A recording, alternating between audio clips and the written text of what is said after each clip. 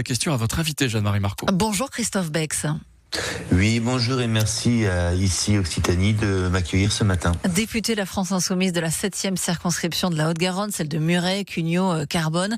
On vous invite parce que l'État se demande comment financer nos transports dans les 15 prochaines années via une conférence lancée hier à Marseille par le Premier ministre François Bayrou. Christophe Bex, elles sont dans quel état les routes du Murtin? Vous dites quoi quand vous conduisez dans votre secteur? Alors déjà, on peut se féliciter que justement les transports, la mobilité fait la une de l'actualité avec cette convention de financement.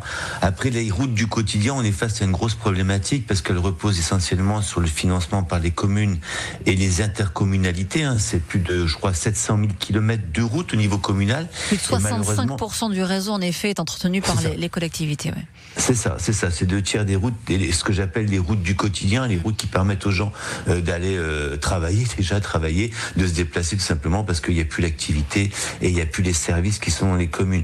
Elles sont de plus en plus dégradées, déjà au niveau signalétique. On est dans un département, la Haute-Garonne, qui est un département très très dynamique, où il y a une population nouvelle qui arrive chaque année et qui bien souvent va habiter en dehors de la métropole parce que c'est une histoire de loyer. Et là, forcément, le réseau routier n'est pas adapté, a du mal à se mettre justement au niveau de cette nouvelle activité, cette nouvelle population, que ce soit les transports en commun et les routes. Mais c'est un problème de marquage, ce sont des chaussées qui sont crevassées. Pas que, il y a aussi, en fait, il faudrait refaire les routes, elles sont pas assez larges.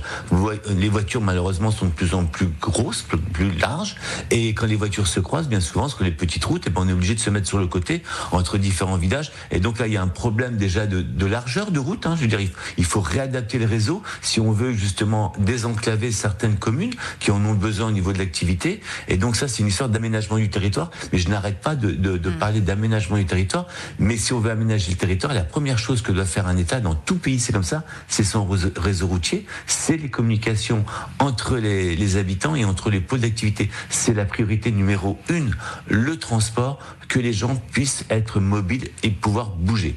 Après, il y a le problème de la voiture, mais ça c'est un autre sujet, mais il est central également. Alors il faut trouver des sous évidemment pour entretenir nos voiries. Le département de la Haute-Garonne a nettement réduit ses subventions aux collectivités permettant de financer l'entretien des routes. 15 à 20% nous répond le département dirigé par le socialiste Sébastien Vincini. Est-ce que vous comprenez ce choix-là budgétaire ?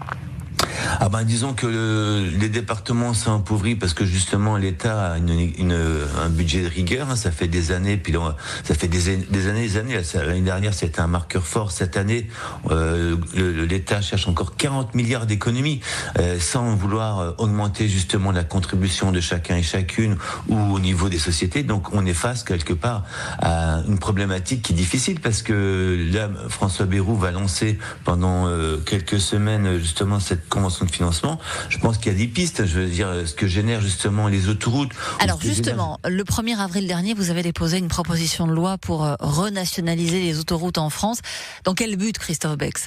Déjà de mettre ce sujet-là à la une de l'actualité, parce que quand on fait une proposition de loi, ça permet justement de parler de cette problématique et de la genèse de cette privatisation des autoroutes qui s'est fait, on va dire, dans une opération assez floue et que tout le monde conteste. Je veux dire, l'État a été floué et c'est devenu une rente de situation pour les concessionnaires. Là, je pense qu'il y a de l'argent, à aller chercher justement, si justement l'État reprend la maîtrise des péages, la maîtrise de ce réseau routier qui est très très très lucratif. Après, je pense qu'il y a aussi des pistes sur le financement du réseau routier en taxant les poids lourds. Ça, c'est quelque chose. Mais restons sur les autoroutes. En 2021, le ministre Bruno Le Maire assurait que la nationalisation des autoroutes coûterait 40 milliards d'euros. Vous avez estimé, vous, ça ou pas ? Alors oui, c'est sûr que dans les contrats de concession, là, du jour au lendemain, redonner ça dans le domaine du public, ça va être compliqué. Par contre, donc vous y croyez pas à votre proposition de loi finalement ? Mais si, parce que justement, on en parle, et c'est ça qui est important. Mais surtout, ne plus ouvrir de nouvelles concessions. Quand on prend l'autoroute, la 69, qui devait se faire. Entre Toulouse et Castres. Oui, de nouveau, on devait faire une concession. Donc c'est arrêter toutes les nouvelles concessions et éviter le prolongement des concessions qui sont actuellement en cours. C'est déjà ça le point d'orgue au niveau de cette proposition de loi. Et justement, c'est de mettre un coup d'écart. Parce que vous parlez de Bruno Le Maire avec Monsieur De Villepin. C'est lui qui était à la baguette déjà à l'époque, il y a 20 ans, qui ont privatisé ces autoroutes. Ces personnes-là sont au gouvernement pendant quelques années. Voilà ce qu'ils font, puis après ils reviennent. Mais ça rapporterait combien de renationaliser les autoroutes et donc que cet argent revienne dans les caisses de l'État? Alors, on estime que les dividendes, je veux dire, en 30 ans, les dividendes, rien que les dividendes, c'est de l'ordre de 79 milliards. Les dividendes, rien que les dividendes. Vous vous rendez compte, si cet argent-là a été mis justement... En faisant des recherches, on trouve plutôt la somme de 12 milliards d'euros en 2023 sur les bénéfices qu'on pourrait en tirer. Ouais, mais je parle des dividendes jusqu'à la fin de la concession, jusqu'en 2030 et 2032. Il y a de l'argent à gratter, non pas à gratter, justement à ce que l'État récupère justement ses recettes, parce que l'État s'est coupé un bras. Donc là, c'est déjà ça pour financer, on va dire, les routes du quotidien. Ça, c'est important. Les routes départementales, bien entendu. Mais je parle des routes du quotidien. Et puis, il y a quand même un angle mort dans cette convention, c'est le financement des transports en vélo. Le vélo, quand même, qui justement fait toujours un peu le parent pauvre. Et je pense que là aussi, il y aurait un coup d'accélérateur à mettre pour que les gens puissent se déplacer en vélo.